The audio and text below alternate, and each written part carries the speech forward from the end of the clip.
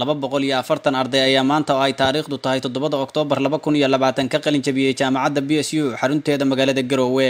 Ardaydan ayaana isugu jirtay 5 kuliyadood oo kamid ah kuwa ay jaamacaddu bixiso. Munaasabadda waxaa ka soo qayb galay mas'uuliyiin ka socday dawladda, waalidiin, maamulka, macallimiinta jaamacadda, qaybaha kala duwan ee bulshada ku dhaqan magaalada Garowe iyo marti sharaf kale. Waxaana qalin jabintan madasheeda maanta loo joogo ka hadlay ugu horeyn gudoomiyaha jaamacadda BSU Maxamuud Sheekh Xaamid oo ka warbixiyay marxaladihii kala duwanaa ee ay soo mareen ardaydan. maanta halkan waxaa ka qalin jabiyay 240 arday sidii la idin sheegay 190 waa gabdho 149 wiil waa wiilal weeyaan.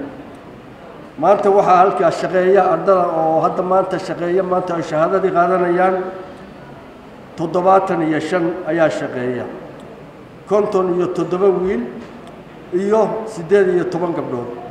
jaamacaddu waxay ku deeqday Vice Chancellor Scholarship oo ah 90 gabdhood oo midwifery baranaya oo jaamacaddu ay ugu deeqday. waxay jaamacaddu ay qalabaysay laabka jaamacadda ayay qalabaysay.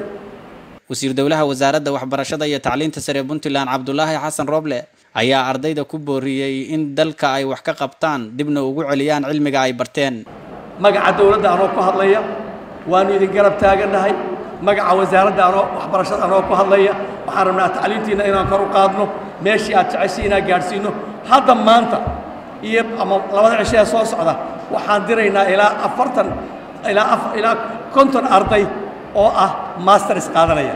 dhakhaatiir baa ka mid ah, injineeraa ka mid ah, kuwa kalaa ka mid ah. berriba iyo saadama wiil kale ay baxayaan haddii ilaahay ka dhigo. sanadka ayay in ka badanna waa dirnaa. kuwa aan diri doona ayaa ka mitiin haddaad rabtaan inaad waxbarashadiina siyaadsataan. waxaan aad iyo aad idinku rajaynaynaa in aad fahamtaan dalkani inuu kiina yahay.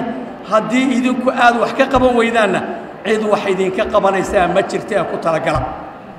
sidaasaan idinku ballamaynaa. siyaasiyiintu wax badan ma bedelaan. ummadda ilaahay ayaa iyada isbedesha. laa yugayiru lahu maa biqowmin xataa yugayiruu maa bianfusihim. idinka ayaa laydinka sugayaa dalkan iyo horumarkiisa. ugu dambeyntiina waxaa dareenkooda ka hadlay arday ka mid ah ardayda qalin jabinaysay. run ahaantii maanta dareenkaygu waa mid aan la soo koobi karin. run ahaantii waxaan aad ugu mahadcelinayaa qof walba oo soo garab istaagay, qof walba oo ka soo shaqeeyey inay maalintan quruxda badan dhacdo. waxaan si gaar ah ugu mahadcelin doonaa haddii ilaahay iyo macallimiinta jaamacadda, maamulkii iyo dhimankii dhammaan.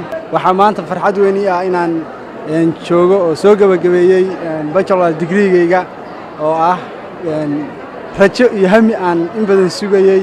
waxaa uga mahadcelinayaa cid walba oo in yarba haatay soo garab istaagtay oo soo gacan qabatay intaan ku jiray waxbarashadayda. waxaa marka labaad u mahadnaqayaa familiga hooyo iyo aaba iyo dhammaan intii igala shaqaysay inaan maanta ka qalin jabiyo baajkayga koowaad. Jaamac Ciise Maxamuud, Universal TV, Garowe.